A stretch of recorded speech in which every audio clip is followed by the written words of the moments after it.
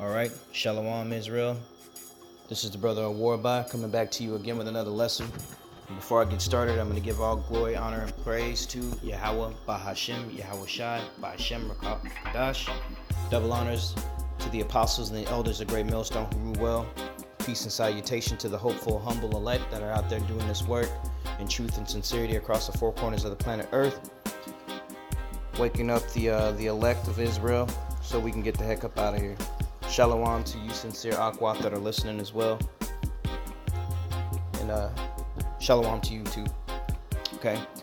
So today's topic, I want to go into just the importance of fasting. Okay. Fasting and prayer are both requirements in this truth. Okay. And fasting doesn't get a whole lot of limelight or spotlight, should I say. Okay, a lot of times we forget, that's a very important, powerful tool that we have that we don't give or we don't take a lot of advantage of. Okay, we get caught up with things in our daily walk, where we may forget to pray or we may even forget to fast. And fasting has a lot of spiritual healing benefits, and it actually keeps you in tuned and intact with the Most High. Okay? Because if you think about all the prophets of old, even Moses, Moses fasted for 40 days and 40 nights when he went to the top of Mount Sinai, okay, to speak with the Lord. All right? Also, even Yahushua, our big brother Yahushua, 40 days and 40 nights. But, that's just something that's very extreme, but that's not necessarily something that you have to do it 40 days and 40 nights, okay? Most of the time, a fast is just for an evening or for a day or whatever, and it's for multiple circumstances, man. If you look throughout our history, the children of Israel fasted for multiple reasons. Prime example, let's get some scriptures real quick, okay? And I'm not going to go through all of them, but, just for the sake of time and for edification, I'll get some scriptures. All right. This is Exodus chapter 34 and verse 28. Okay. And this is on the account of Moses when he fasted for 40 days and 40 nights. Okay. And then I'm going to go ahead and read it. This is Exodus 34 and verse 28. It says, "And he was there with the Lord, Yahweh, 40 days and 40 nights. He did neither eat bread nor drink water. And he wrote upon the tables of the words of the covenant, the 10 Commandments." Okay, you see? And there's also a reference to that in Deuteronomy when he references this to the children of Israel whenever they formed the golden calf. Okay? So Moses was up there a month and 10 days. Okay? According to our calendars now. But not to digress too much, one of the main reasons why people do it is to get closer to Yahweh Bashem Yahweh Shai, okay, spiritually. Whether it be seeking wisdom, like Daniel did, or seeking answers like Ezra did. Ezra fasted for a few weeks, or fasted for a week before the angel appeared back to him. Of course, he was following instructions, obviously. And then, our big brother Yahushua when he fasted, okay?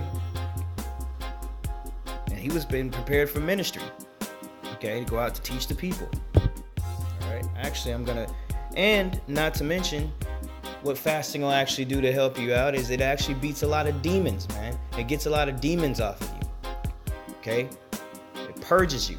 We even have a day that we celebrate called the Day of Atonement, where you atone, you purge, okay? You afflict your soul, your spirit, okay, by fasting. It's a sign of faith, okay? True faith in building within yourself to glorify Yahweh Bashem Yahweh Shai, man, okay? And so we can't forget week in and week out, us as men of the Lord or as followers of Yahweh Bashem Yahweh Shai, to use this powerful tool. Okay? It's very important. Actually, I didn't want to get Luke yet. I want to get the account of just how powerful fasting is.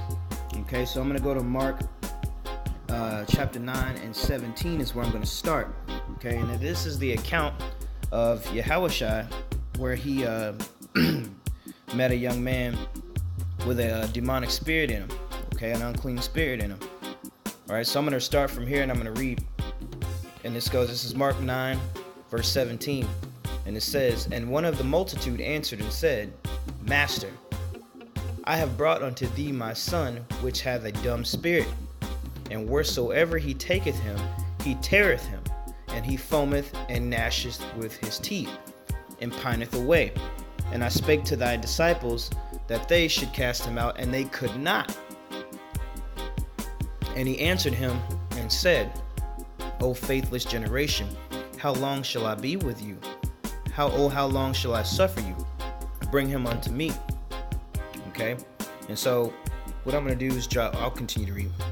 "And they brought him unto him, and when he saw him, straightway the spirit tear him, and he fell on the ground, and wallowed foaming. And he asked his father, how long it ago since this came unto him?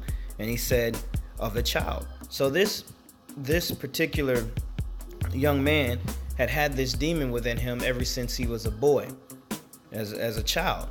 Okay, and look, this is another reason why we have to fast. Okay, because we have demons jump on us week in and week out within our personal lives, whether it be a sorrow demon, whether it be an anger demon, whatever issue that may come your way, whatever it could be. It could be any of those.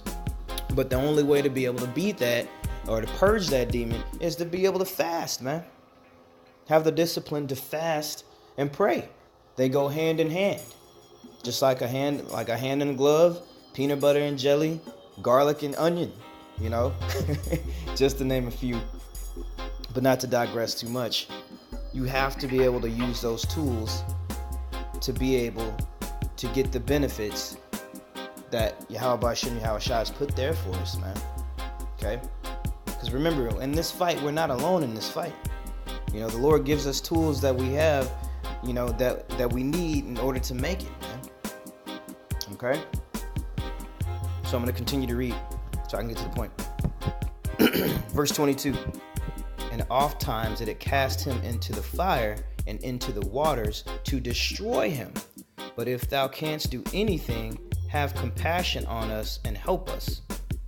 And Yahushua said unto him, If thou canst believe, all things are possible to him that believeth." Okay, so the first thing he told his father was, you got to have faith. Okay, you have to have faith, and anybody that has faith, all things are possible, man. All right. "And straightway the father of the child cried out and said with tears, Lord, I believe. Help thou mine unbelief. When Yahushua saw that the people came running together, he rebuked the foul spirit and saying, When Yahushua saw that the people came running together, he rebuked the foul spirit, saying unto him, Thou dumb and deaf spirit, I charge thee, come out of him and enter no more into him. Salaki. And the spirit cried and rent him sore, and came out of him, and he was one dead, insomuch that many said, He is dead. But Yahushua took him by the hand and lifted him up, and he arose. And when he was come into the house, his disciples asked him privately, Why could we not cast him out? And he said unto them, This kind can come forth by nothing but prayer and fasting. You see, that's the only way that boy could have been cured. But had he not done this, keep in mind, had he not done this, that he would still be stuck with that demon. Okay? He had that demon on him for years, and that tormented him. Threw him in the water, threw him in the fire, threw him on the ground, all different types of madness that was happening to him. But he couldn't beat it because he didn't have there was no faith, and he didn't fast. Nobody was there to fast. Okay? So I don't want to make this lesson extremely too long, but I'm getting to the point. Fasting is mandatory in this truth. Okay. So with that, just implement it into your daily lives and your daily routine, and fast, man. I know it may not feel all that great, it may not feel good, but nothing in life worth having ever came easy. Okay? You have to go through something in order to gain that reward. All right? And so with that, I'm going to say, yeah, I'm going to give all praise to Yahweh, Bahashem, Yahweh Shai, Bahashem Rakal Kadash. Double honors to the apostles and the elders of Great Millstone who rule well. Peace and salutations to the humble and humble elect. Shalom.